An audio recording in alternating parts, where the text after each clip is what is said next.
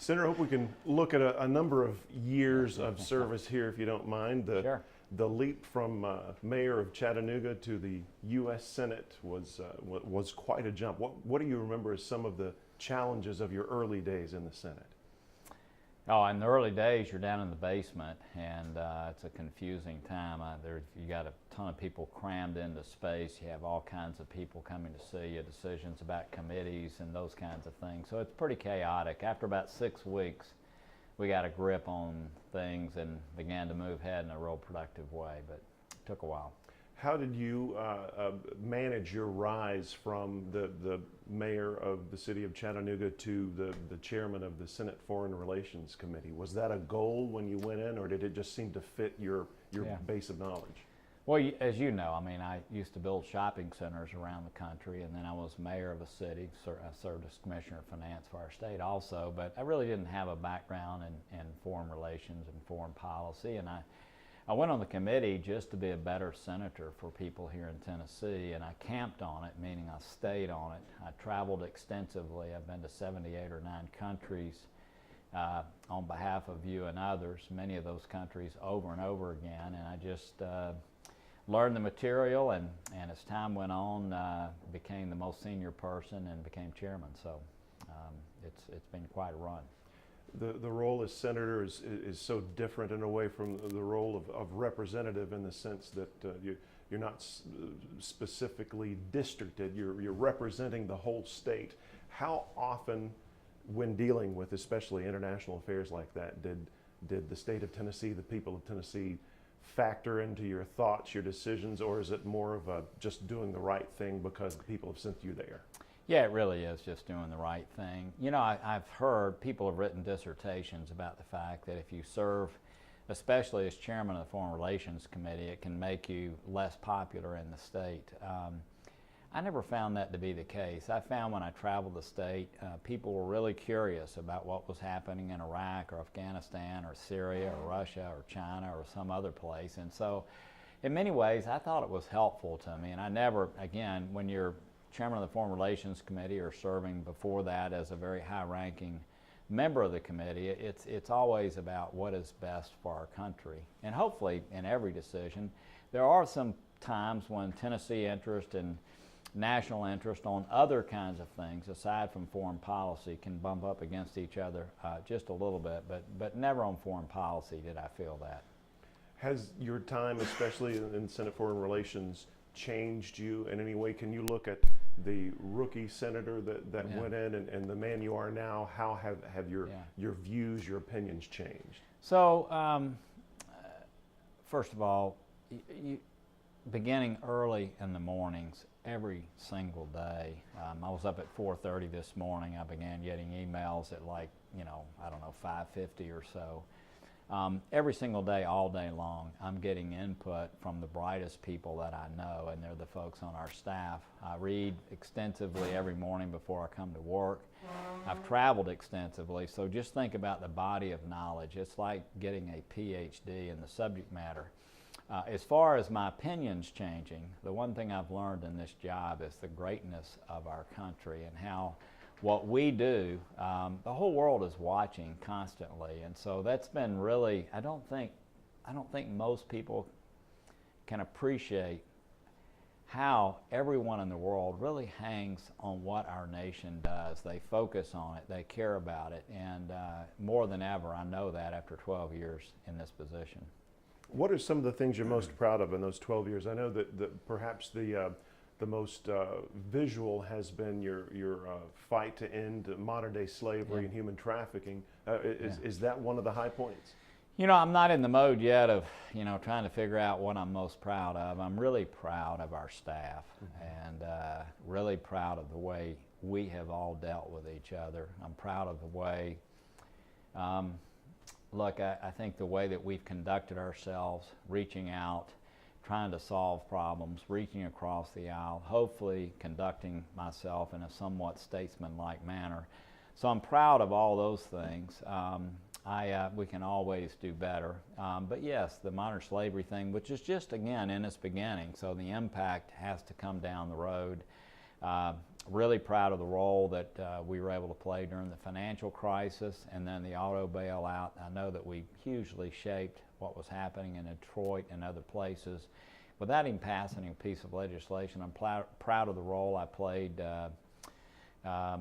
in the New START Treaty, the role we've played in Electrify Africa, Water for the World, reauthorization of PEPFAR, where we're saving millions and millions of lives around the world. We just passed the BUILD Act, which is going to really change how we go about doing our aid in a manner that there's a payback to us as a nation. So there are a lot of things. Mostly, though, I'm just really pleased with the way that we've dealt with other people. Today, there's so much media attention, especially on the Senate, the House, the White House. So we see your faces a lot on television. Yeah. What is working behind the scenes like in the Senate especially? What do you do that we don't get to see to keep things moving, keep the government running? Yeah, well, of course you can see committee meetings, but many people don't, and that's where most of the work is done. I kid all the time with our staff and others that nothing good happens on the Senate floor, meaning that things typically have already been worked out before you get there. So the committee hearings usually are very instructive, and you can see other committee members and how they're reacting, and you can figure out a way to, if you can see somebody on the other side of the aisle that maybe you can work through an issue with, and so those are very important. The lunch meetings we have, which no one ever sees, but all Republicans meet every day for lunch, Democrats meet twice a week. There's a lot of debate that goes on there, believe it or not, that may be the most impactful debate that takes place. And there's just a lot of phone calling, private meetings to work through tough pieces of legislation. So there is a lot that goes on behind the scenes.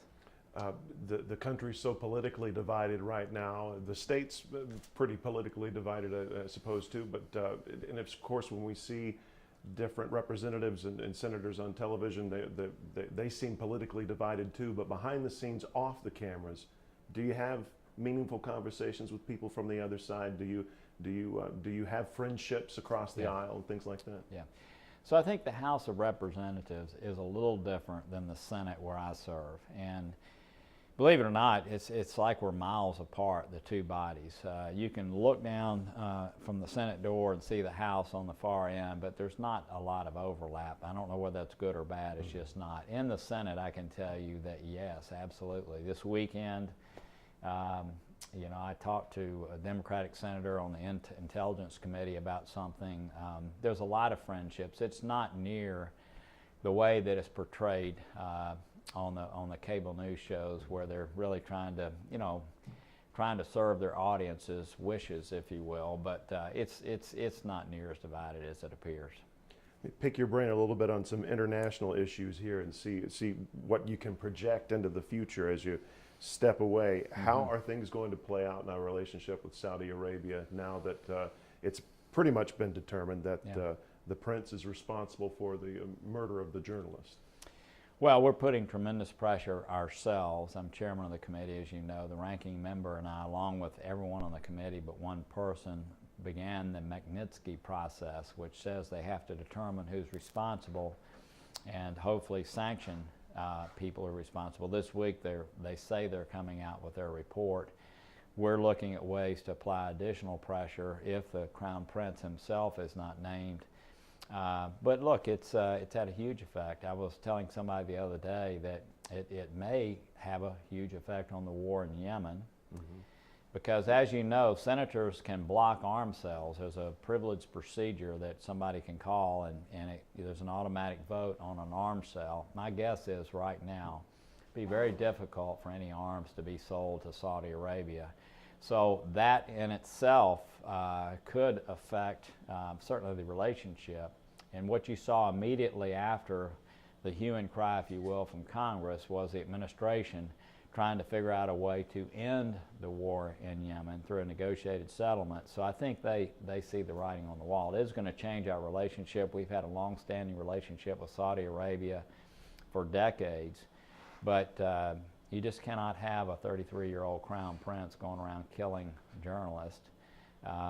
He's made some other rookie mistakes like the blockade on Qatar. He arrested the Prime Minister of Lebanon, Hariri, a friend of mine. So he's just, he's a little bit out of control right now, and we need to figure out a way to both maintain a civil relationship with them, but also make sure we end the way he's conducting himself. In our long relationship with Saudi Arabia, we've never had an ambassador. Is General Abizaid going to be approved?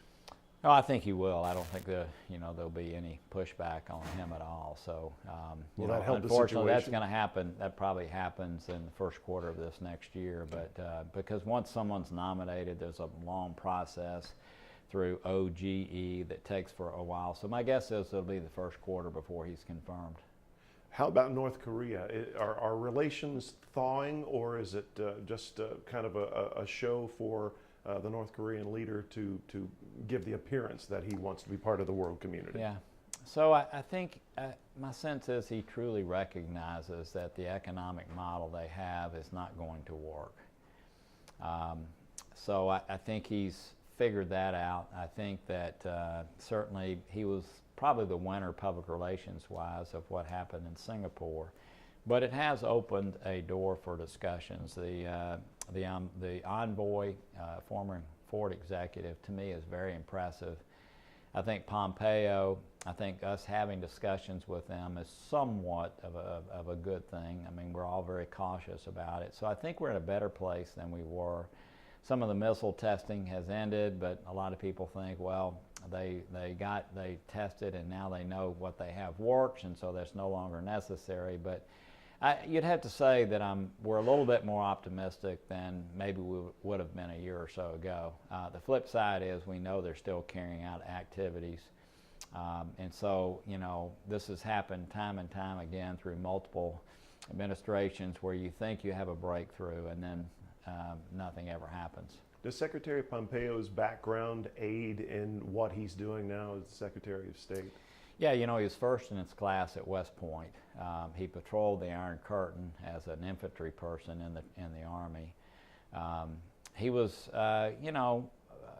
an okay congressman probably from Kansas, but I think his term as the CIA director for 15 months was tremendously helpful to him, and I think he's really matured, and I personally have a lot of faith in his abilities, and he's very focused, he's very effective and efficient with his time. He channels the president, which very few people do, so I mean he's in a very unique place, he really is, to be able to be constructive. How about Iran? Will the renewed sanctions against that country bring its leaders to heel, or at least back to a negotiating table of sorts, or do you think it's a mistake? Yeah. So, we opposed the agreement and led the opposition to it. Once it was in place and everything had been put together, we had hoped, after seeing what President Trump said during his campaign, there'd be a renegotiation that would be good to solve some of the problems. One of the big problems with the Iran agreement was it had a sunset provision in it, and after 10 years, regardless of what people say that negotiated it, they really were off and running again. They were able to do a lot of research and development during that 10-year period, which put them in a much better place. And so, we made progress, we meaning the administration leading this, but our office working very closely with them, made a lot of progress with the United Kingdom and with France, but Angela Merkel in Germany just would not agree to change that sunset provision. And so the president did what I knew he was going to do without that provision being agreed to. And so now we're out of the agreement and we're reapplying sanctions. Honestly, because there had been such a lack of investment in Iran in the period of time between the agreement and when this all occurred, I'm not sure we won't end up in a better place because not much investment occurred, and now very little is occurring. We've got their oil down to 1.2 million barrels, so it's really crimping them. Inflation is running rampant, and I hope that what the administration will do is be able to focus on an end goal with Iran that keeps them from having nuclear weapons. Are the people there still hungry for revolution or new leadership, or can you take a temperature check over there? Look, there was some uprisings that took place, as you know, throughout the country. it's hard to determine sometimes whether those were spontaneous or others may have helped, create those. But look, there's no question that people there, the quality of life is not what they would have expected, especially since the Iran agreement itself was touted as that thing that was going to. So they never saw the economic growth, as I mentioned earlier, that they expected. So already the citizenry was unhappy with the outcome. But I do think the administration there, the regime, and the elected officials are under a lot of pressure right now.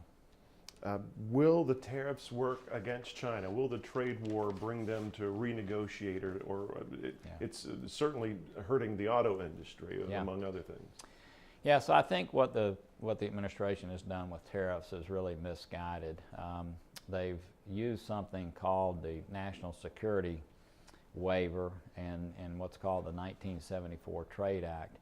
And they've used so improperly, in my opinion. It's been an abuse of their authority. And so what they're doing is they're putting steel and aluminum tariffs on our friends, Canada and Mexico, along with the European Union. The China entity, China is what needs to be focused on. They are, in fact, stealing our intellectual property, forcing U.S. companies that operate there to transfer and do partnerships with Chinese companies that eventually overtake what is happening. So that's where the focus needs to be, and I think a better way of dealing with that would have been uniting Europe and our neighbors against what is happening in China. Now, they're still opposed, these other countries, to what is happening in China, but we would have been much more effective by focusing on that versus just shotgunning. And, I don't know why and the White House cannot explain to you why they have done this. No one over there can. But why they would have, just scattershot all of our friends in the process is still not explained nor understandable. You mentioned your disagreement with the administration there in particular. There was a time when you were being vetted for a possible run as vice president. Yeah. When did your relationship with President Trump go south? Can you point to a particular incident or period of time when things you said, this is not what I signed up for? Yeah, so look, I was, of course, honored to be, discussed as vice presidential person. During the day of the meetings, I quickly shared with the president that I was not the right person for the job. I just wasn't, and we'll leave it at that. They then talked with me about being Secretary of State, and I really thought that Rex Tillerson was a better choice, and I worked very, very closely with him as I do Pompeo. But I was honored to be looked at for those positions. We still deal with the administration at every level. I mean, people think that somehow there's been a breach. Yes, I strongly disagree with what he did in Charlottesville and spoke to that here in Chattanooga, as a matter of fact. I strongly disagree with what's happening right now with the tariffs. So there have been things that I've strongly disagreed with the president. I strongly disagree with, for instance, maligning a whole race of people, if you will. I strongly disagree with that. But we agree with him on some things too, and we work very closely with Pompeo, with Mnuchin, with the White House. Ivanka Trump was just over in our celebrating something that we had passed together last week. So it's not quite what people think. It's just that there are very few people who are willing to speak out that strongly on our side of the aisle when we strongly disagree with what is happening. And you've traded barbs with this president in the media. He's probably more than you have. He's used names and derogatory statements. Is that just part of the game now? Is that where we've come? Well, I hope not. Yeah. I hope that this is an aberration in our nation. It's not good for our nation. It's not good for the young people who are coming along to see that type of thing as an example of how they should conduct themselves. So I hope this is something that goes away very quickly and we move on to a much better chapter for our country. The race to fill the seat that you're vacating was a bit brutal. Did you feel as awkward with your support for Marsha Blackburn, but not a full-throated support as maybe sometimes it came across in papers and on television? Did that feel like an uncomfortable position for you to be in? No, it's interesting how people write and talk about those things. Once it was known that she was going to be the Republican nominee, I immediately endorsed and sent the maximum contribution. I did a public event, as you know, with her here in town on modern slavery, but also was not going to go out and campaign against a friend. I mean, Governor Bredesen and I, probably in our state, is one of my closest political friends. We built Enterprise South together here in town, which hugely benefited our citizens.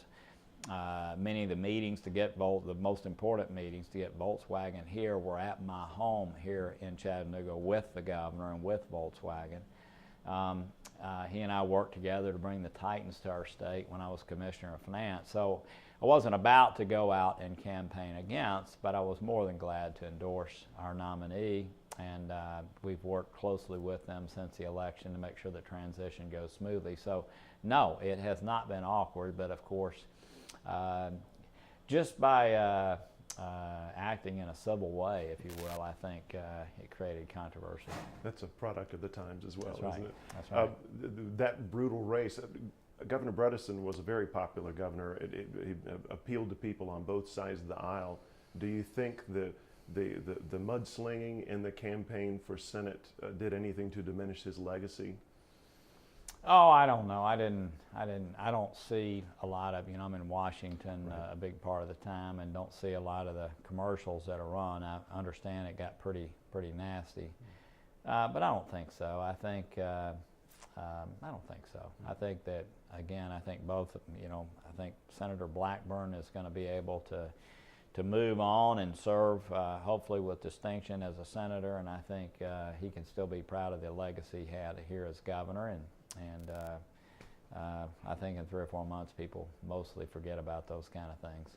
It is, I don't think I think it just continues to get, these races continue to get more and more negative, and people, constantly say, well, they're not going to run negative ads, but at the end of the day, I think people feel like that maybe they work. So. The senator-elect's views are to the right of yours, you being a more moderate, and she considering herself a Tea Party representative of the Tea Party. How does that affect your transition, that you have kind of differing views or a different way of going about things? Does that affect the transition process? Not in any way. Look, I ran, 12 years ago. I told people I couldn't imagine serving more than 2 terms.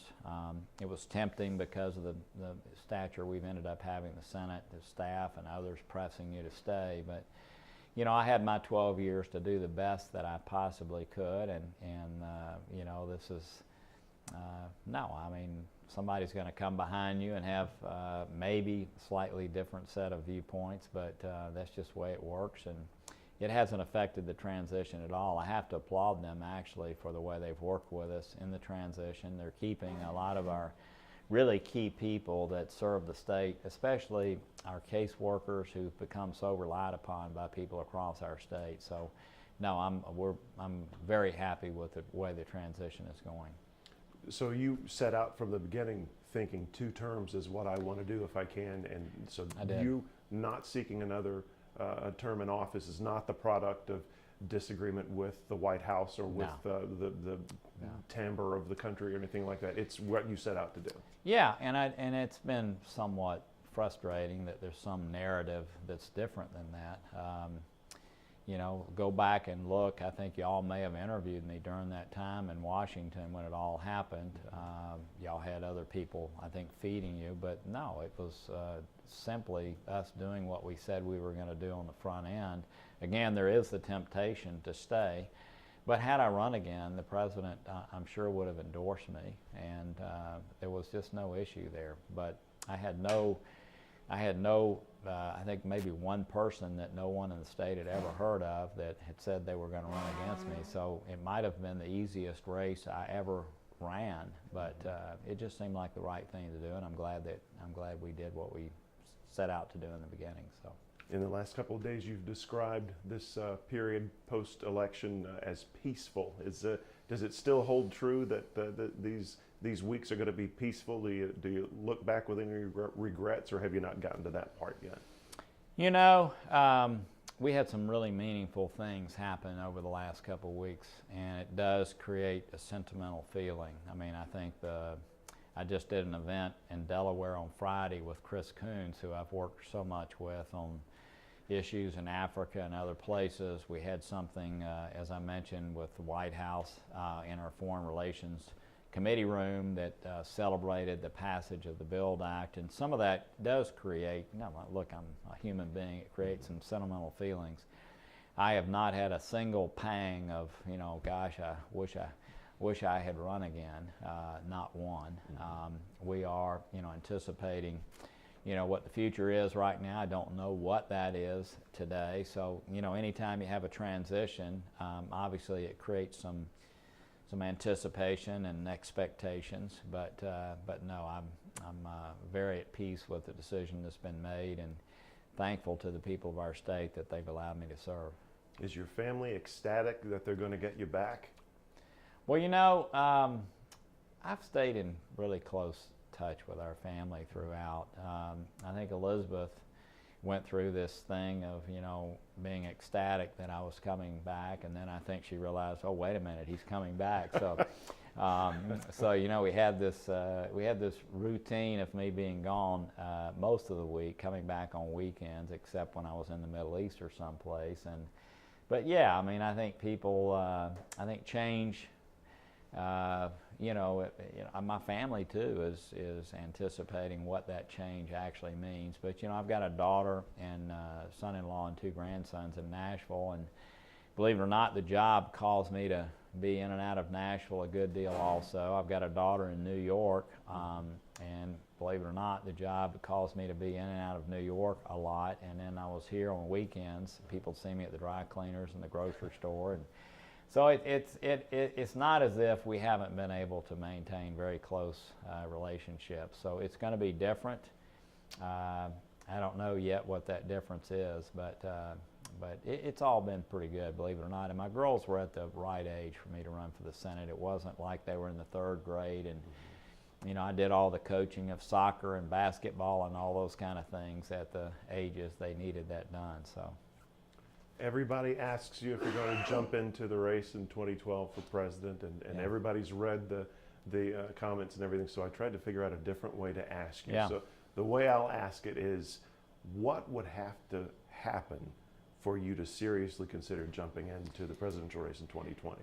So first of all, I want to finish doing what I'm doing without any, and it's not that much longer, right? I mean, we've got 3 legislative weeks left and that's it. So I want to finish up. A big part of what you're going to do in life is deciding what you're not going to do when you have options, and there's several things that I know that I'm not going to do. That one happens not to be one of them. I mean, it's still a possibility, and once we move through the end of this term and finish our work without any of those things being in the forefront, we'll sit down and think about whether it makes sense to do that or not. Can you tell us anything that you're not going to do? Would that be of interest to you, the people who've been following Well, you all these years?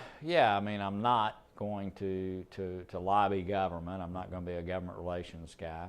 I'm not going to run a university. I'm not going to run a think tank. Or at least I can't imagine those 3 things. Government relations, I can assure you I'm not going to do. So those are 3 things I don't plan on doing. My background has been business. That's an easy thing to think about doing, but there's other opportunities also. And so I can tell you the 3 that I plan not to do, and that narrows the list some, but it's still a pretty big world out there, and the feeling of blue sky in front of us. So that's great. One more question for you. You mentioned earlier about how it's sad to see what politics has kind of devolved into these days. If you were addressing a classroom of wide-eyed students, Yeah. and what they're exposed to these days Yeah. in politics, what would you tell them to hearten them to the future, or get them to make the change to where things are more civil? So I do that often, and I'm going to do it again at the end of this month here in town. I'm speaking at the East Tennessee State graduation in the middle of December, and I'll say the same thing that I'm going to say to you. Look, it's the greatest privilege of my life to serve as a mayor, and certainly as a U.S. Senator and as Commissioner of Finance. It's honorable to serve the public. You can make tremendous difference in people's lives doing so. And even though we're going through a period of time where things are the way you're discussing right now, it should not dissuade anyone. As a matter of fact, we need even more people of substance, of compassion, of ability to make things happen serving in the public now than ever before. And I think you're seeing, you saw these midterm races, tremendous numbers of people still running. Actually, it's more of focus, I think, today than it's ever been, the public arena. When I first got up there, we had numbers of print reporters that would, that would talk to us. Over time, as my stature there has grown, it's grown significantly. But now now there are gaggles of visual reporters, television. It's just an amazing thing. And so what that speaks to, I think, is just the tremendous interest that people have in our country in the public arena and in politics. I don't like to call it that, but public service.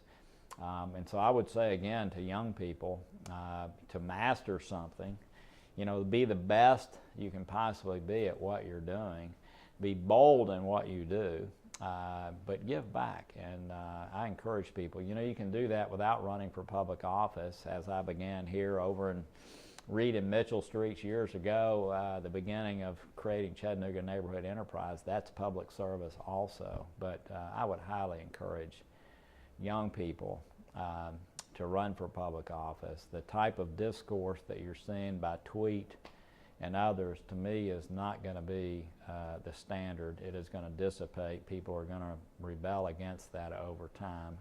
And it is a very, very honorable thing to do.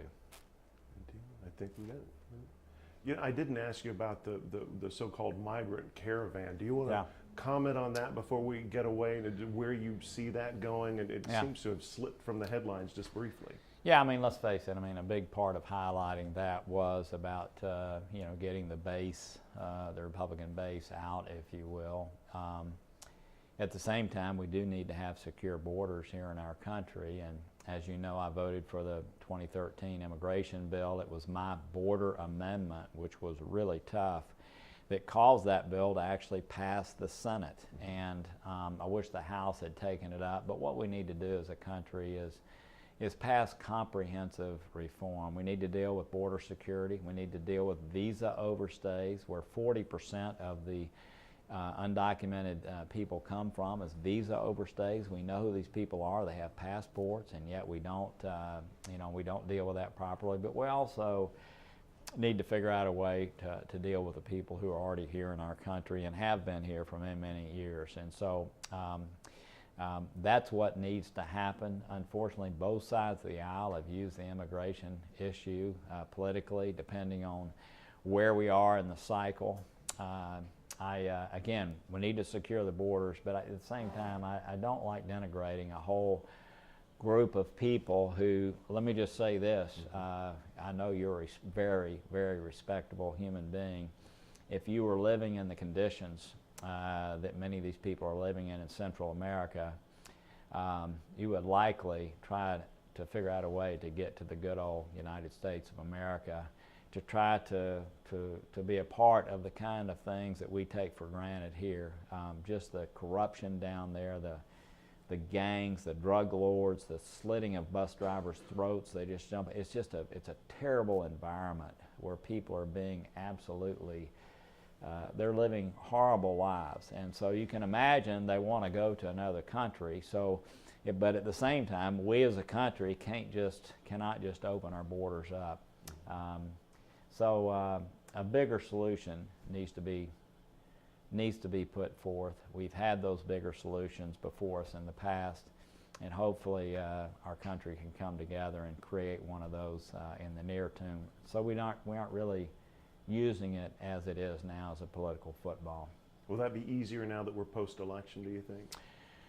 Well, it's always easier after an election, but these days another election's already started, right? And so I do think it's usually there's a period of time about 9 months after each election where it's the most productive period of time. So hopefully, and by the way, the best way to solve problems is when you have divided government.